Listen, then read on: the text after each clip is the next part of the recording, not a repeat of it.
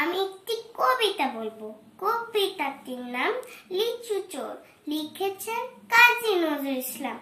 বাবুদের ডাল পুকুরে, হাবুদের ডাল পুকুরে, সে কি বাস করলে তারা? বলি থাম একটু দাঁড়া, পুকুরের ওই গাছানা লিচুর এক গাছ আছে না, কোথা না আসতে গিয়ে ইয়া বড় কাস্তে নেই। গাছে গিয়ে যেই চড়েছি, ছোট এক ডাল ধরেছি। ও বাবা মরাত করে পড়েছি সরা জুড়ে, পড়বি পর মালির ঘাড়ে, সে ছিল গাছের আড়ে।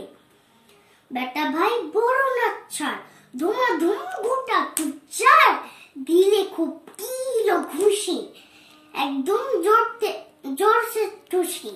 আমিও বাড়িয়ে থাপড়, দে হাওয়া চাগিয়ে কাপড়, লাফিয়ে দিন দেওয়াল, দেখি আর ভিতরে শেয়াল।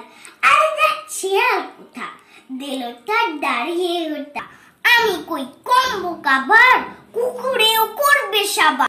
বাবা গো মা গো বলে পাঁচিলের ফুকুল ঘুরে, ঢুকে গিয়ে বুঝদের ঘরে, যেন প্রাণ আসলো ধরে।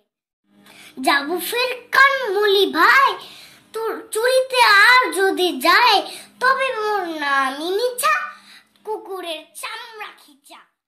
সে কি ভাই যায় রে ভোলা, মালির ওই পিটনি গোলা।